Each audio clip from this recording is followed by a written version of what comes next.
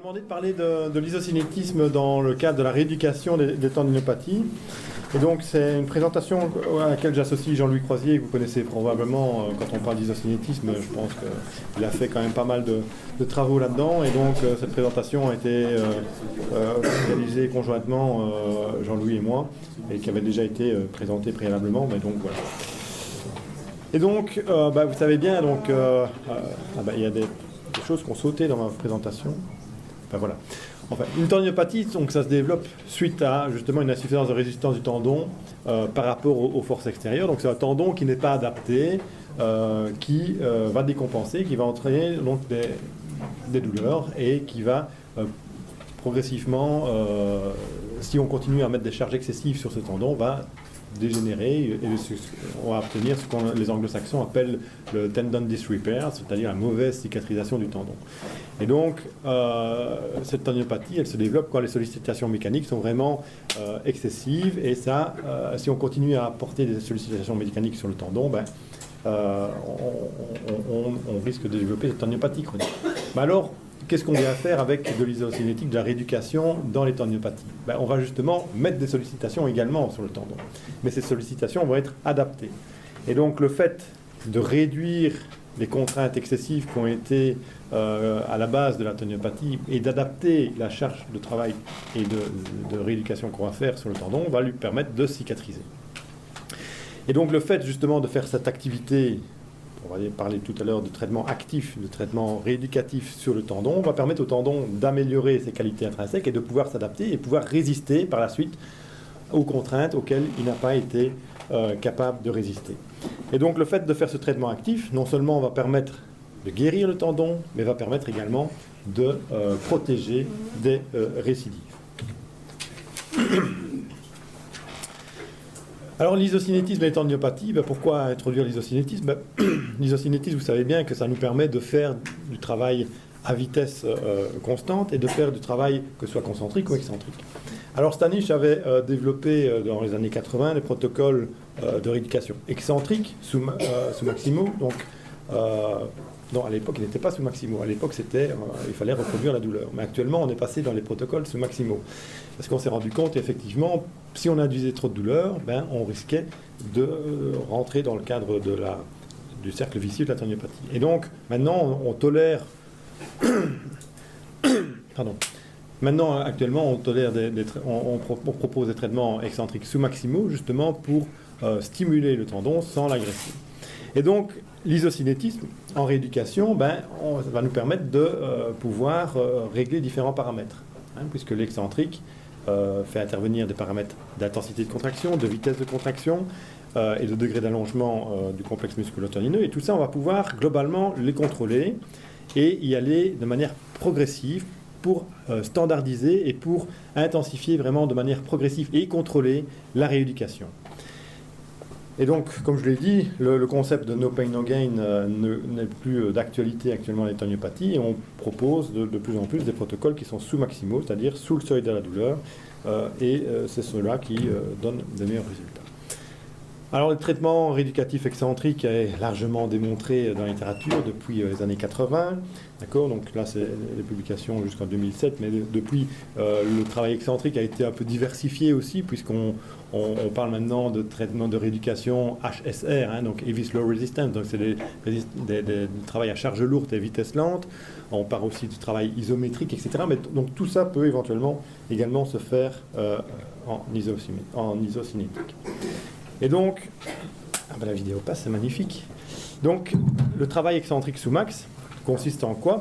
On va faire, la machine va tirer le membre inférieur, ici dans ce cas-ci, et le patient va devoir freiner le jet. Donc ici, il s'agit d'une tendinopathie patellaire, et donc la machine va tirer la jambe, comme vous voyez bien, et lui, il va freiner. Et on va pouvoir contrôler les différents paramètres, donc que ce soit l'amplitude, la vitesse et l'intensité, et on va pouvoir les moduler, les augmenter progressivement. Et donc voici un exemple de rééducation excentrique sous-maximale que l'on peut réaliser en isocinétisme. Vous voyez qu'il s'agit d'un schéma pour tendinopathie patellaire. Et donc vous voyez que déjà, vous voyez qu'il y a un nombre assez important de séances qui sont prévues. Et on sait bien, ça a été clairement démontré, que le travail excentrique, pour que ce soit vraiment efficace, il faut au moins 15, voire même 20 séances de rééducation pour qu'il y ait une réelle activité. Donc, que le patient, quand il vient vous trouver, dit « oui, j'ai fait 5 séances de kiné, ça ne m'a pas servi du tout », c'est normal, c'est pas assez, il faut du temps. Et ce programme doit être vraiment intensifié de manière progressive. Et donc, vous voyez que non seulement on va travailler sur les vitesses, on va également travailler sur les répétitions et l'intensité. Et donc, tout au début, on va commencer avec des vitesses lentes, avec un nombre de répétitions qui reste relativement faible par rapport à ce qu'on pourra avoir après, et une intensité relativement faible. Une fois que le patient va pouvoir réaliser ces séances sans trop de problèmes, sans douleur, sans gêne, on va pouvoir passer au intensifier progressivement. Et donc on va d'abord travailler sur la vitesse, donc passer d'une vitesse lente 30 degrés par seconde à 60 voire même 120 degrés par seconde.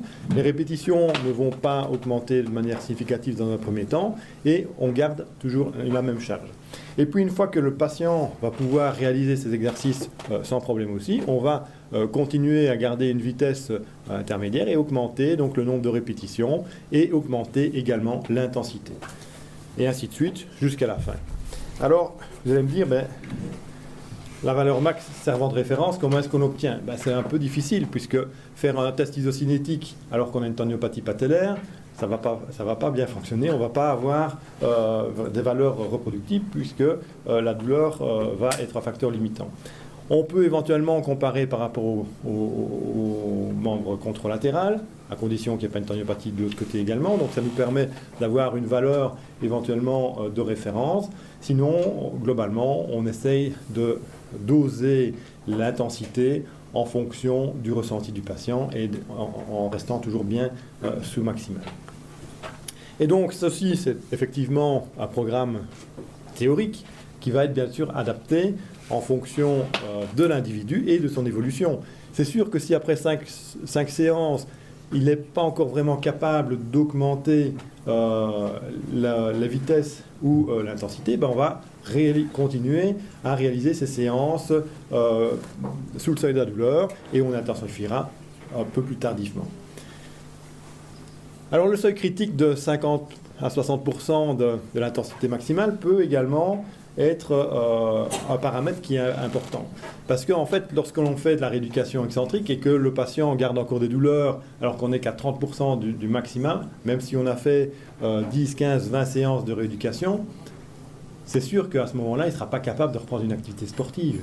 Parce que 30% de l'intensité maximale, c'est rien par rapport à ce qu'on développe lors d'une activité sportive. Donc le fait de pouvoir passer au moins ce cap de 50 à 60% de l'intensité maximale peut également intervenir dans notre décision de reprendre une activité sportive plus soutenue. Donc, concernant les vitesses, donc on va choisir dans un premier temps des vitesses lentes qui vont être augmentées progressivement vers des vitesses rapides. Donc on peut aller à 120, 180 degrés par seconde. La machine d'isocinétisme nous permet également de voir si au cours du mouvement on a une courbe harmonieuse, c'est-à-dire que la machine va adapter de manière permanente la résistance. Et donc le fait qu'il ressente une douleur, le patient va forcer moins et donc on verra au niveau de la courbe qu'il y aura une interruption de cette courbe harmonieuse. Et donc ça peut être également un paramètre pour déterminer, on est peut-être un peu trop agressif sur le tendon, il faut peut-être diminuer un petit peu l'intensité. Ça nous permet également de voir si justement il n'y a pas une souffrance fémoro-patellaire associée, par exemple. Donc il y a les courbes qui sont assez caractéristiques, un petit peu en dos de chameau, qui nous permettent de dire, c'est quand le passage de patellaire qui est responsable de la douleur, et ça c'est plutôt reproductible. Et puis, globalement, la rééducation excentrique isocinétique, c'est la machine qui va gérer tous les paramètres de vitesse et qui va permettre également d'avoir une décélération relativement bien gérée avec un arrêt soft, et ce n'est pas un arrêt brutal lié au butée, que ce soit biomécanique ou solide.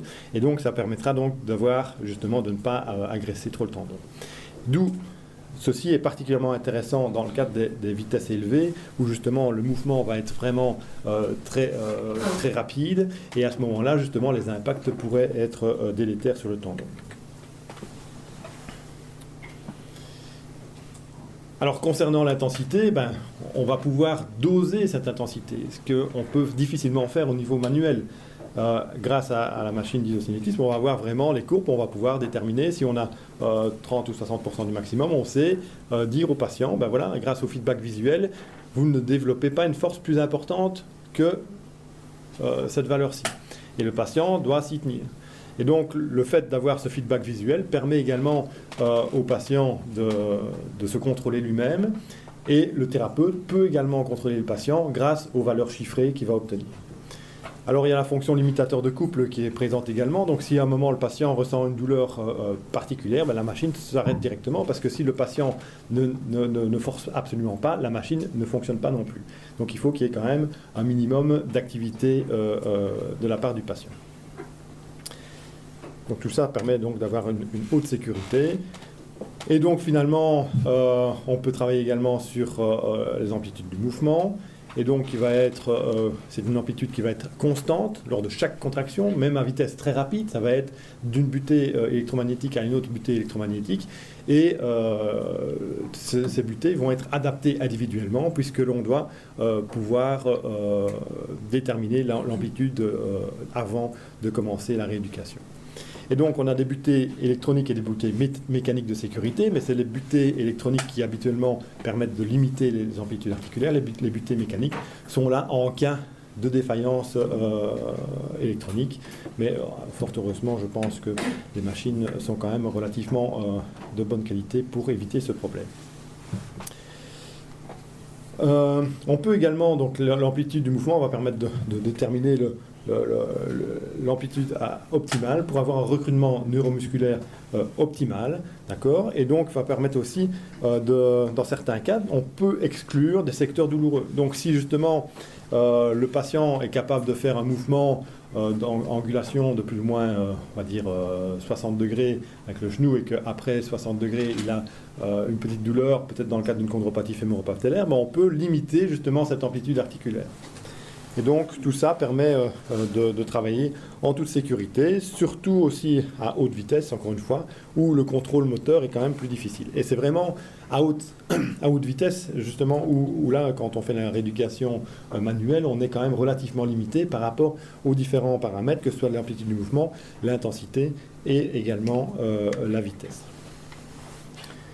Et donc ici, je vais vous présenter rapidement une étude qui avait été réalisée par Jean-Louis sur les épicondylites. Donc il avait développé ce protocole de rééducation excentrique isocinétique dans le cadre des épicondylites. Et donc ils avaient recruté près d'une centaine de patients répartis en deux groupes. Un traitement qui bénéficiait d'une rééducation conventionnelle et un autre groupe qui bénéficiait d'une rééducation conventionnelle associée à un programme isocinétique excentrique.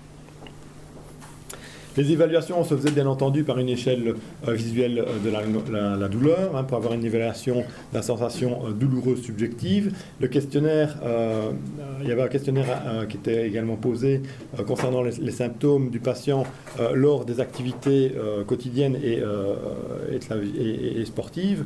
Il y avait également un bilan échographique qui était réalisé. Et puis, forcément, une évaluation isocinétique des performances musculaires, des extenseurs du poignet et du supinateur de l'avant-bras qu'on réalisait en concentrique à 30 degrés par seconde et à 90 degrés par seconde, et en excentrique à 60 degrés par seconde. Et forcément, donc, dans le cadre de cette étude, toutes les évaluations avaient été réalisées par le même évaluateur. Alors, le traitement rééducatif, il était basé sur quoi? Sur de la cryothérapie, du TENS, de l'ultrason, même TP et l'étirement. Donc ça, c'était un traitement plutôt, on va dire, d'électrothérapie plutôt passif. Et le programme isocinétique excentrique était vraiment standardisé et permettait donc de travailler sur les extenseurs du poignet et les supinateurs de l'avant-bras, avec bien sûr les différents paramètres qui sont progression de l'intensité constante de la contraction et de la vitesse angulaire. Toujours travailler en sous-maximal, donc sous le seuil de la douleur, et faire attention en piste externe, notamment par rapport à la douleur ressentie du patient. Donc voilà comment les patients étaient installés. pour justement travailler sur les extenseurs du poignet et les supinateurs du poignet. Donc, ils allaient devoir freiner le mouvement d'extension de poignet et de freiner le mouvement de la supination ici en bas. Alors ben voilà les modalités du programme excentrique. Vous voyez que c'est quand même relativement similaire par rapport à la vitesse et l'intensité de ce que je vous ai présenté dans le cadre des tendinopathies patellaires. Le nombre de répétitions était un peu inférieur par rapport au programme de tendinopathie patellaire. Et donc globalement, qu'est-ce qu'on observe? Donc on observe que avant le début du traitement, les deux groupes étaient similaires, il n'y avait pas de différence significative entre les deux groupes. Après 10 sessions, il n'y a pas de différence significative. Donc ça rentre toujours dans ce qu'on avait dit tout à l'heure, c'est que pour avoir une évolution avec un traitement excentrique, il faut au moins une vingtaine de séances. Et à partir de 20 séances, et ça s'amplifie d'autant plus après 30 séances, on constate qu'il y a une différence significative entre les deux groupes en faveur du groupe qui a bénéficié du travail rééducatif excentrique isocinétique. Et donc vous voyez également que quand on compare l'évolution des symptômes au sein du groupe contrôle par rapport au groupe traité, on constate que 75%, 74% des patients du groupe traité avaient une réduction de leur douleur, contrairement à 35% par rapport au groupe contrôle. Concernant les performances isocinétiques également, on voyait également que au sein du groupe contrôle, du groupe traité, il y avait un renforcement musculaire qui était observé par rapport au côté contralatéral. Et donc, non seulement on travaille sur l'activité du tendon, mais également sur la force musculaire. Hop, pardon.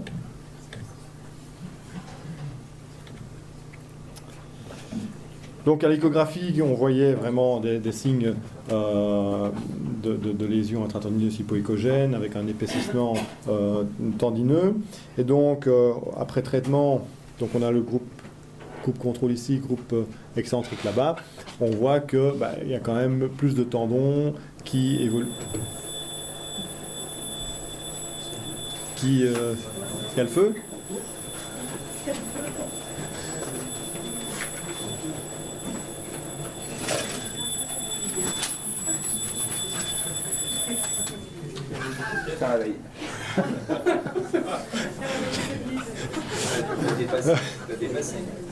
J'ai dépassé mon temps de parole. Et donc on voyait que finalement le travail excentrique permettait justement d'améliorer également plus les tendons sur le plan échographique. Donc au niveau de l'évaluation de l'isocinétisme, on interprétait donc faisait une comparaison bilatérale. Excusez-moi, là l'étude est finie. Donc ici, on voit que justement le travail excentrique est vraiment la base du traitement de la tendinopathie, que le fait d'avoir une prise en charge en rééducation isocinétique permet de standardiser, d'améliorer la sécurité, d'améliorer justement les différents paramètres que l'on va intensifier progressivement par rapport à la rééducation. Alors ce qui est important aussi, c'est que l'isocinétisme permet également l'évaluation de la force musculaire. Et donc permet donc de faire des comparaisons bilatérales, donc évaluation gauche-droite en pourcentage, permet de déterminer s'il y a un déséquilibre entre agoniste et antagoniste. Par exemple au niveau des cuisses, voir s'il y a un déséquilibre des ischio-jambiers par rapport au quadriceps avec l'étude de différents ratios par exemple, et permet également, ça c'est particulièrement intéressant chez les sportifs et notamment les sportifs de haut niveau, c'est pouvoir déterminer la force relative, donc c'est-à-dire rapporter le mouvement de force maximum par unité de masse corporelle, et ce qui permet justement de pouvoir déterminer les personnes qui sont quand même relativement puissantes, tout ça bien entendu en fonction du sexe, de l'âge et de l'activité. Alors, Dans les tendinopathies, le problème c'est que ça fait mal, tout comme les déchirures musculaires. Donc l'évaluation en début de traitement est difficile à réaliser. On ne la fait pas d'ailleurs non plus dans les déchirures musculaires. On la fait soit en prévention, en début de saison, soit après justement la guérison de la lésion. Et donc ici, dans le cas des tendinopathies, la douleur va également fausser un peu l'évaluation. Est-ce que ça vaut vraiment la peine de faire en début de traitement? Il n'y a pas vraiment de réponse, mais je pense que ce n'est pas vraiment indiqué. Alors il faut savoir également que d'une personne à l'autre, on va avoir une variabilité au niveau des profils musculaires. Donc on peut remarquer qu'il y a quand même pas mal de déficits de force maximale qui peuvent être observés chez les patients qui présentent une tendinopathie, liés peut-être à la douleur. Est-ce qu'il y a eu une inhibition musculaire suite à la douleur? Est-ce que la tendinopathie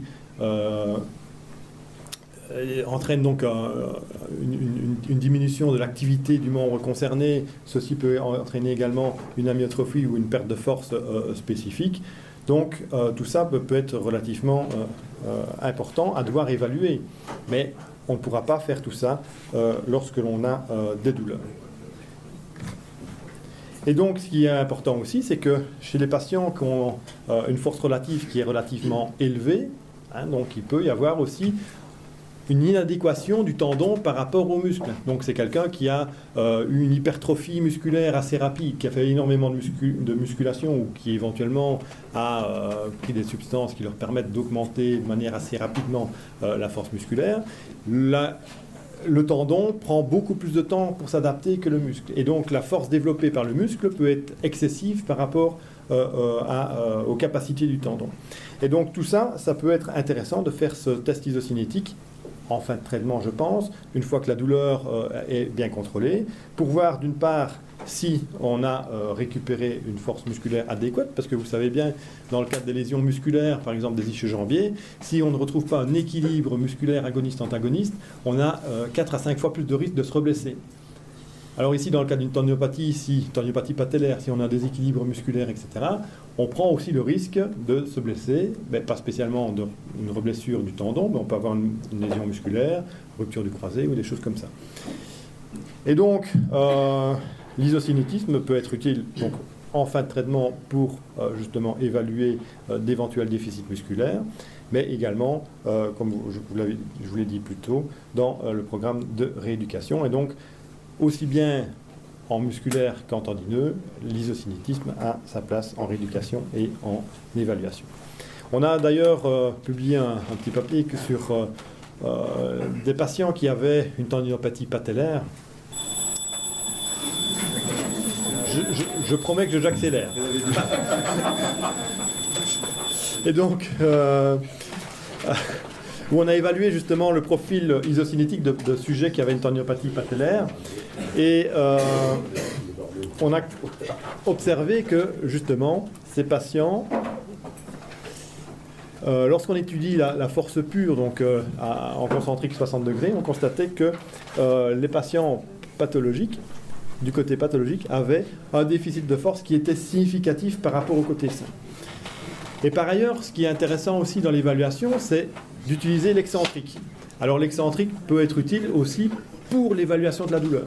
Et c'est particulièrement intéressant dans le cadre d'études, par exemple, dans le cadre d'études où justement on a nos patients qui présentent des tendinopathies et qui sont douloureux lors d'activités sportives.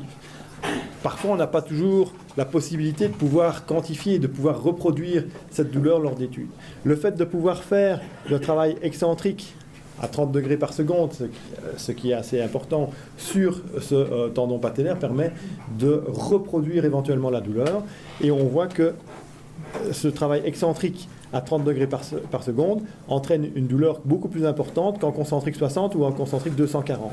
Et donc, le travail excentrique à 30 degrés sur le tendon patellaire, donc sur le quadriceps, serait peut-être plus discriminant pour essayer de suivre la douleur et pour reproduire la douleur chez les patients qui présentent une tendinopathie patellaire. Donc tout ça pour dire que l'excentrique, ça peut être utile pour l'évaluation de la douleur, mais l'isocinétisme permet également de déterminer qu'il y a un déficit de force sur le quadriceps résiduel du quadriceps et les ischio-jambiers qui est résiduel de cette tendinopathie, simplement parce que le fait d'avoir mal a déconditionné complètement la cuisse. D'où l'intérêt, une fois que le patient a bien récupéré de sa tendinopathie, de faire un bilan musculaire pour essayer de récupérer et de rééquilibrer la force musculaire. Et ça, c'est d'autant particulièrement intéressant chez les sportifs de haut niveau, où la performance ne tient pas toujours, et les exploits ne tiennent pas à grand-chose, et donc faire en sorte que, justement, une rééquilibration soit obtenue. Voilà, je vous remercie pour votre attention.